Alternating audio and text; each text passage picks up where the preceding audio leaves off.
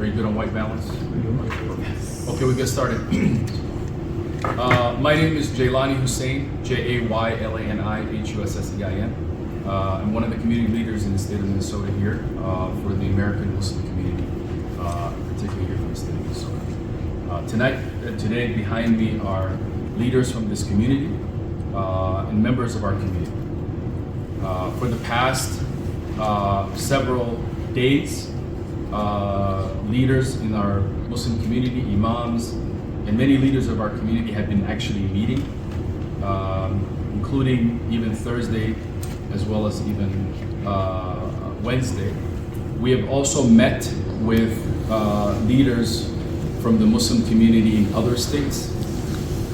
What we are sharing today, the announcement that we are making, is an announcement that we believe we will be the first as a Muslim community in Minnesota, but we will not be the last. We are just echoing what we've heard from other leaders yesterday night across this country, who all feel exactly the same.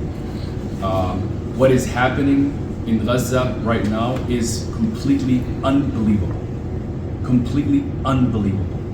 For human beings who are trying to escape this violence are not allowed to escape.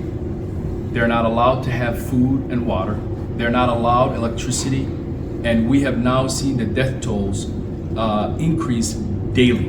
We are now over 7,000 civilians who have been killed in Gaza. And that number is only increasing by the hour. The United States and our president has a significant power in making sure that we save lives, The American Muslim community is a significant community when it comes to electoral process in America. We have historically, in all the data that show, between 70 and more % usually vote for Democrats, including President Biden. In the past 20 days, what we have witnessed was a complete disregard for Muslims and Jews and many people who have called for a ceasefire. We have asked for the protection of civilians, innocent women and children, and so far we have heard silence from our president and from our nation. And that is why today we are announcing that to Mr. President Biden, that the Minnesota Muslim community and its leaders are giving you Tuesday at 12 o'clock Central Standard Time to call for a ceasefire, to allow for humanitarian aid to be given, to save children. Or we as a community will not only vote for you in 2024, we will advocate against your election in 2024. And we as a community are embedded with our Latino brothers and sisters, with our larger African American community, with the poor and working class in this country, and even, and most importantly, to our allies of many faiths and many communities. We believe that as a nation, we have modeled the worst form of violence. President Biden has the opportunity at this moment to save life, and he is rejecting to do that. All the polls show that most Americans agree with us that there has to be a ceasefire and we have to save lives. And so we understand that we could make that deadline tomorrow.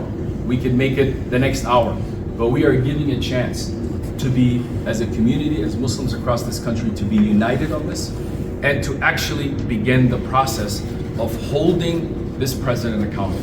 We are also aware that by not voting for Biden, that maybe conditions for American Muslims may get worse, but it will never be what is happening today in Gaza. We have survived with administrations after administrations who have targeted our communities in different ways.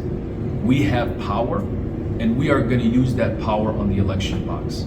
We can never have a president, we can never vote for a president who does not stand for the side of life, for the side of children, for the side of women. What is happening in Gaza is absolutely a nightmare that we as Americans are not only participating, but facilitating and even encouraging in the destruction and the murder of civilians in Gaza today. And that is why I have now had conversations with many sectors of my community. It is not a small discussion. It is the elephant in the room in every Muslim household in America. We are tired of being ignored, disrespected. Not only that, we are tired of the fact that our own nation and our president does not value the life of human beings in Gaza today. And failing to do that, we have the best option now, which is to call for ceasefire. And failing to get that ceasefire, we believe that we have no option but not to vote for President Biden. In 2020, in 2016, and what will be 2024, Minnesota has always been considered a potential swing state, a purple state. We know the numbers, especially in 2020, were very close, nearly 30,000 votes made the difference for Senator Clinton to win the state of Minnesota. We know that in Minnesota, we have one of the highest voter turnout population of Muslims in the country. The poorest amongst us are sometimes the most likely to vote in our elections, and we are proud of that. And we are going to use that as a power to make sure that we save lives today in Gaza. And we are not making this lightly. We are understanding the circumstances around it, we understand the impact that it has, and we're going to do everything possible to make this happen. President Biden, you have until Tuesday. We know as a president that you can do this. Failing to do this will mean that you have lost the rest of the Muslims who have already given you a chance, because we believe in our community there are many who have already decided that they're never going to vote again. We're giving you this chance because our community will make a significant impact in 2024 election. We have in the past for other elections. And we're also asking and encouraging, as we heard from other leaders this week, that Muslim communities across this country do exactly what we're doing today. And on Monday, call for a press conference just like this and demand that President Biden call for a ceasefire. And failing to do so, he will lose this election because the Muslim community will abandon Biden as he abandoned the lifeless children in Gaza today. I'd like to turn over now to many of our community leaders, including Tahir, who has now family members inside Gaza.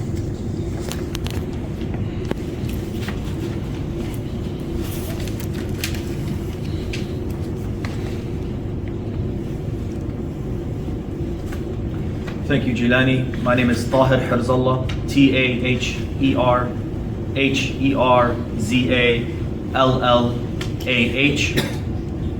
I'm here as a son of Gaza with family members in Gaza today under aerial bombardment, trying to survive this brutal genocide that is taking place. I'm here as a student at the University of Minnesota and as a member of my Twin Cities Muslim community who has so warmly welcomed me over the past year. President Biden came into office under the auspices of reclaiming America's moral authority in the world. And President Biden has done nothing but diminish America's moral authority over the past 20 days by allowing Israel, giving them the green light to engage in the worst genocide of the 21st century. 7,000 people have been killed in Gaza due to Israeli airstrikes over the past 20 days alone. 3,500 children massacred in broad daylight, in 4K HD, on television screens around the world. People are watching this and witnessing this for themselves. We're averaging 180 Palestinian children killed each day by Israeli airstrikes. This is unacceptable. This is unimaginable that a man who came to office claiming to restore America's moral authority is absolutely and unequivocally engaged in, complicit in, and actively participating in the genocide of the Palestinian people in Gaza today.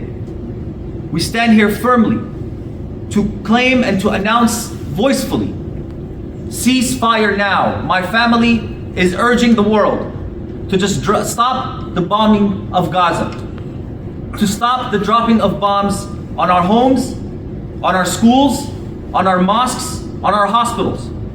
They have nowhere to hide. They have been moving from home to home for the past 3 weeks, finding shelter. And everywhere they go, the bombs are dropping on them and their families.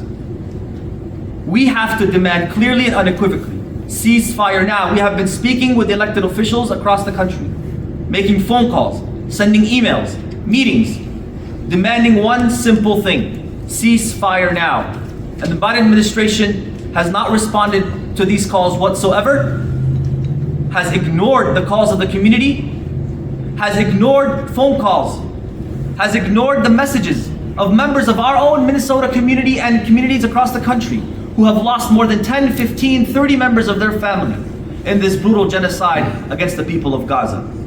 We refuse to accept this sitting down as a Muslim community. We refuse to be taken advantage of as a Muslim community. We refuse to be taken for granted as a Muslim community, and we are organizing in all swing states, from Michigan to Ohio to Georgia to Minnesota to Pennsylvania. There will be a political cost to supporting genocide, Joe Biden, and we will ensure that you pay that cost. Yes. Now we'll have Senna.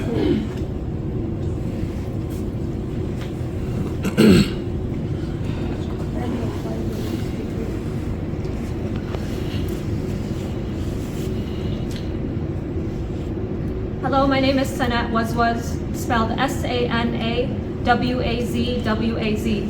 I'm speaking to you not only on behalf of the Muslim community, but also as a Palestinian, a brother and sister to my, a sibling to my other Palestinian brothers and sisters, as a university student at Augsburg University. And I am here to say that President Biden need not demand a ceasefire just because of the death tolls, just because of the over 7,000 Palestinians killed, just because of the over 2,000 children killed, and that's just the amount that we know of that are not hidden under the rubble. I'm here to demand a ceasefire because of the people in Gaza that are still alive and yet are not living. The over 1 million Palestinians that are displaced in Gaza, being told to evacuate here and then getting bombed there. Evacuate to this shelter and getting bombed at that shelter. To the Palestinians that are living in an open-air prison, as recognized by the United Nations and the consensus of international legal organizations, an open-air prison which has trapped 2 million in a region the size of Philadelphia. President Biden, this is the 5th illegal assault on Gaza in a matter of just 16 years. The 5th assault that has left over 97% of the water unfit for human consumption. And now can you imagine the level of destruction that is being leveraged right now due to this siege, the worst that we have seen in the past 16 years. President Biden, you are being asked to stand on the side of life. It is that simple. It is not partisan, it is humanitarian. This is about, do you support the bombing of over 2,000 Palestinian children or do you not? It is about, do you believe that Palestinian children should have their limbs amputated without anesthesia or do you not? Do you believe that Palestinian children should have to disinfect their wounds with vinegar because there is no more water or do you not? Do you believe that it is okay that thousands of children are signing their names on their arms because they are just darn positive that they're going to die in the next few days and they want a way of being able to identify them so that they don't disappear into some death toll count? President Biden, I know there is a human in you. The Muslim community knows that there is a human in you. And this human came into office saying that he would champion the rights and the social justice causes of progressivism, that you would champion the rights of marginalized communities. Well, I'm here to tell you this. Not only have you failed the Muslim community, but you have failed the countless communities of color and marginalized peoples that are standing on the side of justice in Palestine, and that know that our struggles are interconnected, and that know that injustice anywhere is a threat to justice everywhere. So we're making this very simple. Ceasefire by Tuesday, 12 p.m.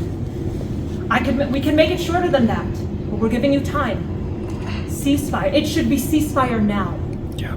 Because not one more child in Gaza should be lost. Not one more child needs to be stored in an ice cream truck. True. Because there's no more place left to store Gazan children, to store Gazan bodies.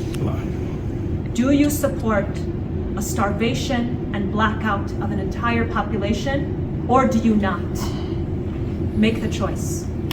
Thank you. And now we will have.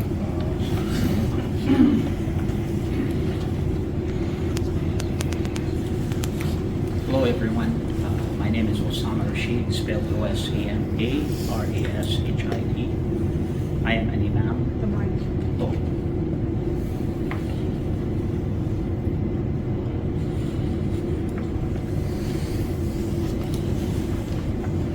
I am an imam of the community. I go to various places of worship and I give a ceremony. You know, as I read in the books of religion, there are all religion, they are pro-life, and what we're hearing today from our brothers and sisters, and even from the people who are taking the pictures and the videos and everything, that basically all religion they value life, and most of the people here in the US, there's 70% of them pet owners. And imagine if something goes wrong with your pet, you will rush to the hospital and you will do everything possible, and that is a pet. Imagine what's happening right now. If you are on the side of life, imagine what is happening. When I saw the other day a baby raising his hand from under the rubble, trying for someone to save him, and the only recognizable thing under the rubble was his hand. I don't know what to tell all fellow Americans, but it is very sad that Biden is not on the side of life.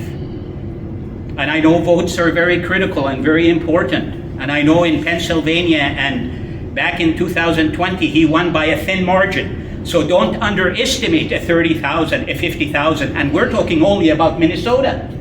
We still didn't talk about Michigan. We still didn't talk about Wisconsin. We still didn't talk about Chicago. There's a lot of Muslim communities, and we have meetings to get them all together. And we will win this if you are not on the side of life. Mr. Biden, we urge you, by Tuesday, October 31st, midnight, that you call for a ceasefire. As my sister indicated, we want ceasefire now, not tomorrow. We want ceasefire now, because we do not want another human being lost. I know you read the Bible, you read the Torah. In Quran, it says that if you save one life as if you save humanity, and if you kill one life as if you killed humanity. And therefore, if you want us to support, as Brother Gilani mentioned, that we will also advocate for you if you put ceasefire now. We will call upon every Muslim, all American fellows, not only the Muslims, everybody who's pro-life, Latinos and other communities. We will call upon them and advocate for them to vote for you. If you put ceasefire now, don't ignore us. Don't ignore life. Thank you. Now we have Imam Hassan.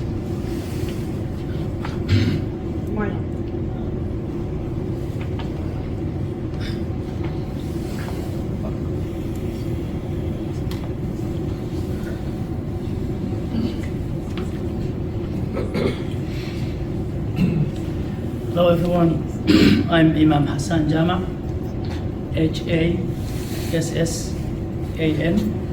last name Jama, J-A-M-A.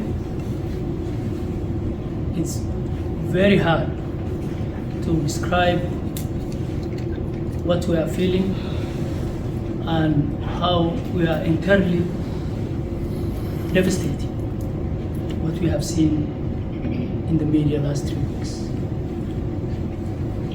While I was hearing to this press, I was listening to NPR just a few minutes ago, not too long ago.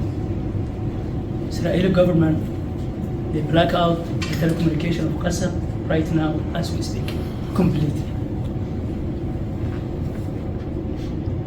Today, we stand before you as a Muslim leaders, united in our commitment to justice, peace, and the well-being of all people.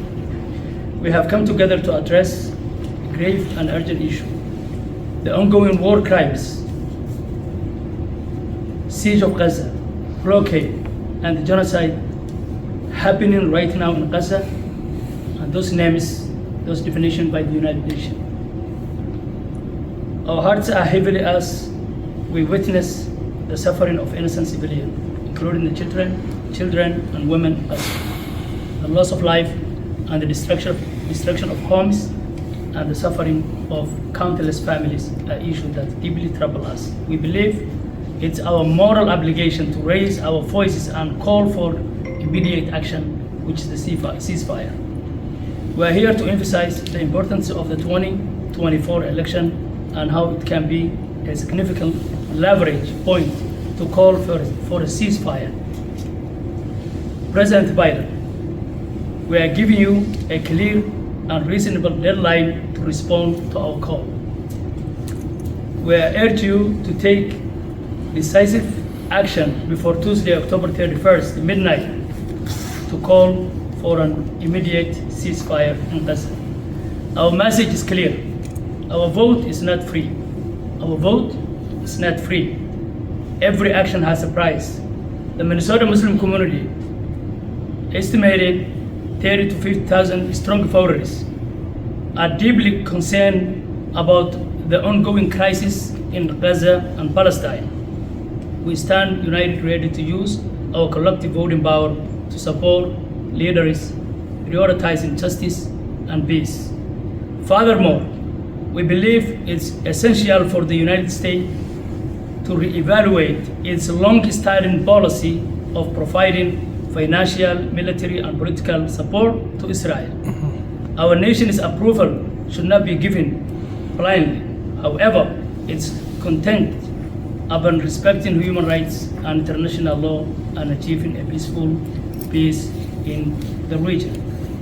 However, should President Biden fail to respond by the stated deadline, we want to make it is unequivocally clear that Minnesota Muslim community will not support the 2024 bid, and we will actively campaign against him. We believe that we must hold our elected officials accountable, and we are ready to do so with the full force of our democratic rights.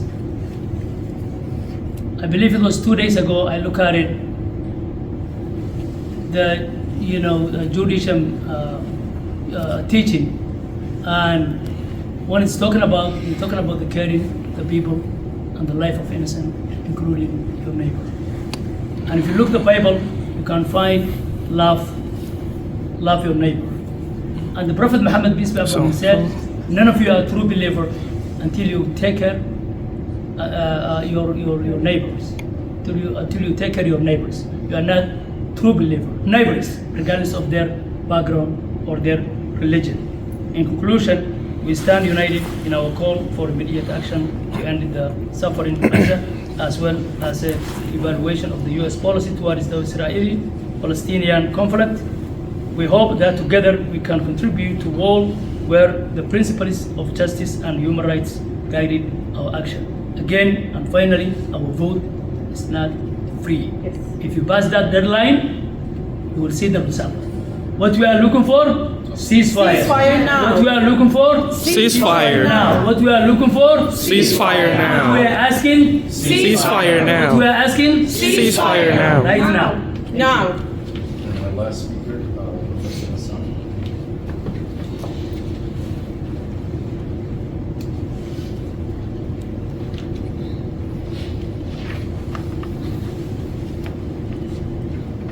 is Hassan Abdussalam, Hassan and Abdussalam, Abdelsalam. I'm a professor of human rights at the University of Minnesota. Conducted research in Jerusalem in the year 2022. At the end of my time for 23 days, I was detained in severe conditions with my research assistant who's behind me. I'm grieving at this moment, and all the folks behind me here with us today. Something shocking, Mr. President, has happened. In my time here, living in the United States, I see the Muslim American people consolidating, agreeing with one another with one thing that unites us now, that we're about to be against you. We're about to vote, and not for you. We came in droves in 2020, where you had a platform of life and dignity and inclusion. And now what we see is something different. We're pledging not to vote for you because you're going against your own values, the values that this country was built on. And one of the most fundamental is that of life. Right now, we see the Muslim American community coming together in a way that's unprecedented. I've seen it myself, and I can let you in on the experience that I'm having in our meetings. No one is wondering about how we would live under a Republican. Don't expect us to come running after you when we see what's happening. How could we vote for you when you allow 2.2 million people to go out without having food? How can we vote for you if you allow 2.2 million not to have water? How can we vote for you when you allow 2.2 million people to be bombarded with rain of ammunition on children and women and the elderly and the sick? Are those American values? That's not the America I know. And so right now, we're actively working such that in states like Minnesota, Wisconsin, Pennsylvania, in states like Florida, Georgia, and Arizona, where we have substantial Muslim populations and where the vote, the margin of the winner, the difference is so thin that we're going to be making the difference in 2024. You have the chance now. We'll vote for you if you call for a ceasefire. But if you don't, by Tuesday, October 31st, at 12 p.m., we will have no choice. It's against our very tradition and our religion to be complicit and to actively support someone who seeks the destruction of human life. Anyone, a Jew, a Christian, an atheist, anyone. And you're bombarding 2.2 million people. Mr. President, you can make this all change. You can give that call to the Prime Minister and say now is the time for a ceasefire. It benefits everyone. Don't be entrapped by talk about ethnicities and difference. Mr. President, please take the advice of the Muslim Americans here behind me. They want you to do the right thing, but they're ever prepared to support the value of life and to fight hard such that you will not be elected next year. And what appears to be one of the closest elections when we look at the demographics and the polling. Mr. President, there are no Israelis. There are no Palestinians. The only question of importance is whether you'll take the side of life. That concludes our press conference. We're happy to take some questions. So just to be clear on your deadline, I heard a couple of different times. Is this like 11:50 noon on Noon on Tuesday. On the 31st? Okay. No, noon on Tuesday. I heard a few people say Yeah, I know. midnight. That's what I wanted. It's 12, but Gotcha. we Okay. prefer the earlier one. Oh, thank you. Yeah, so noon. So what's the plan? Stay home, vote for another candidate? We are not gonna stay home. As a community, we are going to vote in 2024. We are not going to be staying home. We are going to vote for a candidate. And that candidate is going to be a candidate who chooses the side of life. And the reality is the American Muslim community has always been an independent community. While we may share at times different support to one party or the other, most Muslims will say in Florida, we helped George Bush become president of the United States. And we've helped President Obama, we've helped President Biden. And in the last, I would say maybe 15 to 20 years, we've seen a major shift to the Democratic Party. But I am telling you, this is not, we are not menacing words. This is not a small slice of the community. 99% of the Muslim community in America are fed up. Our children are being bullied in the schools. We are feeling the threat of what is happening. Our students are being suspended from schools because they are speaking up and standing up for Palestinian children. We are feeling the brunt of this war at home. But we are also hearing the calls of those children in Gaza.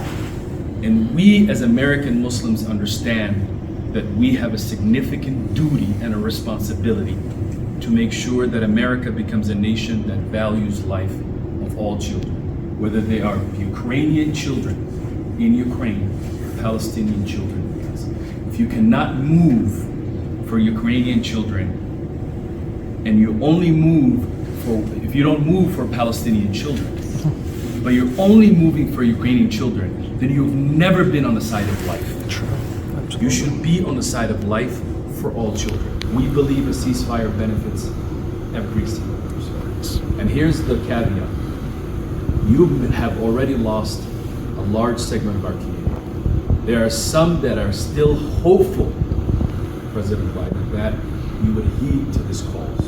By the way, while we are making this call very loudly and clear, we join our brothers and sisters in the Jewish community, the Jewish Force for Peace, and many others. And the peace movement in this country will also agree 100% with what we're saying today. Kind of a two-part question for you. Hypothetically, what does a ceasefire look like? And what I mean by that is, if President Biden were to call for one, but the Israelis ignore it, how does that shape your message towards him? And the second part, what if Hamas were to break this ceasefire after it was in place? Right now, 20 days. For 20 days, we are seeing literally a war crime by the definition of the United States, the UN. What is happening in Gaza, by all definition, not definitions we created as Muslims or Palestinians created. The definition of the United Nations is collective punishment is happening. The United Nations, who's supposed to keep the peace in the world, cannot even operate in Gaza.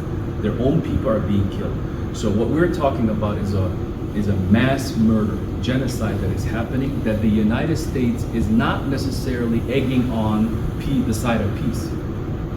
We are hearing that President Biden will be here in Minnesota on Wednesday, not to call for peace, but to raise funds for this war, to raise funds for a bigger escalation. So a ceasefire is basically what the United Nations call, what the rest of the world is calling. And right now, Gazans can't go anywhere. They can't go anywhere. They can't escape for their own lives. And they're denied water and livable things, and their hospitals are not working, and now we're hearing the electricity and the internet, everything is cut off.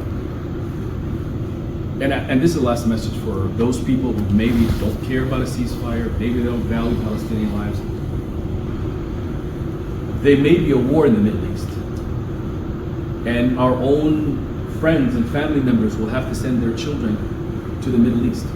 Is that what America is appetite for? Another war in the Middle East? Another chaos in the Middle East? Most people in America want peace.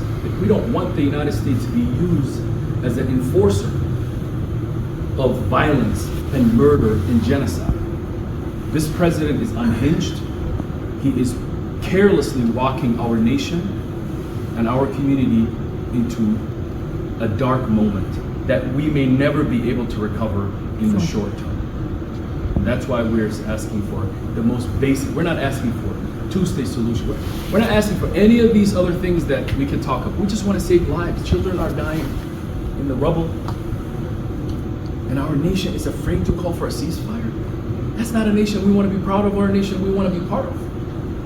And for our president to not do that, we cannot support a president who cannot see the sanctity in the life of the Palestinian child. Given President Trump's historic past comments on Muslims and the Muslim community, how do you think he would respond if he were president now to what you have to say? Well, I think in fairness, let's be fair, President Trump never got us into wars. He did a lot of things to our community domestically.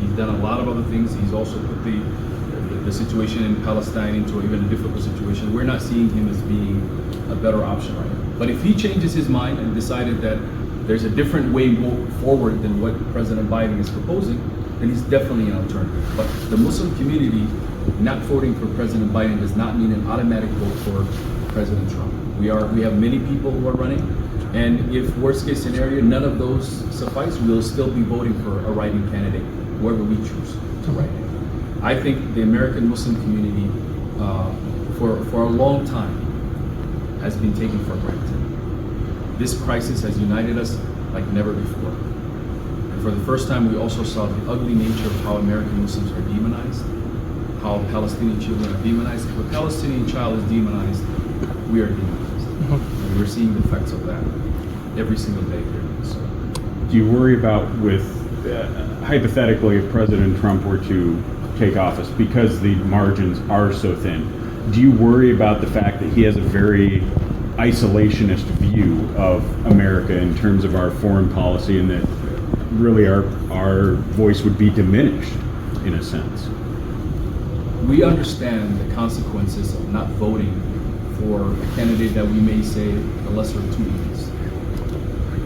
But right now, we never imagined we'd be in a situation where the president that most of the community has voted for would not call for a ceasefire. We don't even think that it could get even worse than that. So I would say that we as American Muslims have suffered under the Trump administration. We've suffered under the Obama administration, among other administrations as well.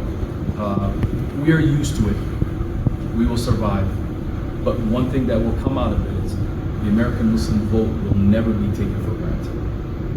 And you will know that there's a cost and a consequence. The American Muslim vote is on the side of life. And if you choose not to be on the side of life, then you will never have the vote of the American Muslim. Yeah, I want to add your question. If President Biden called a ceasefire and Israel government is saying no, I don't think so. That's the reality. Since U.S. are the biggest supporter and ally to Israel, $3 billion every year, and now the president asked $14 billion for that situation. $14 billion. Not only that, he flew from here to Israel during the war, the first time, and the Secretary Blinken also went there, showed them support and solidarity. If they call a ceasefire right now, they're going to listen. They're going to listen and we must listen, because they are representing us, and that's what we are calling, and that's what we are asking. According to what I heard, Palestinian leaders, they are looking for a ceasefire. They said many times. They are asking ceasefire. They are devastated what they, going through. 2.2 million people are not Hamas. They are Palestinian. Mm-hmm. They are people of the land. They are civilian. And they're asking life, not only ceasefire. They want to live, they want to exist. And that's what we're seeing now. They're not going to exist. We're destroyed. I wanted to just also add something. In our conversations with the Muslim leaders, this very question that you asked is a question that comes up. And what the consensus was is that now we have the proof. We can look back and see how those 4 years under Mr. Trump were for Muslims, and the current situation for Mr. Biden.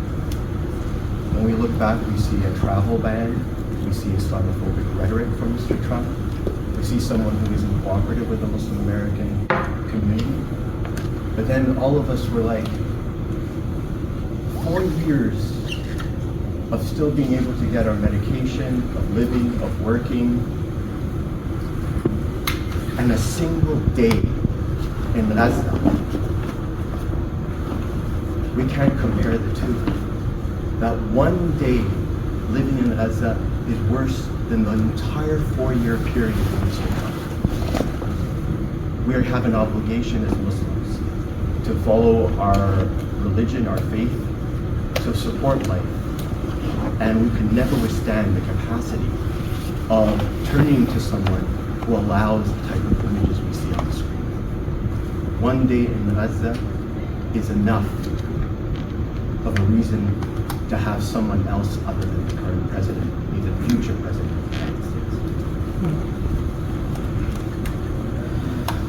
Thank you, everyone. Thank you, guys.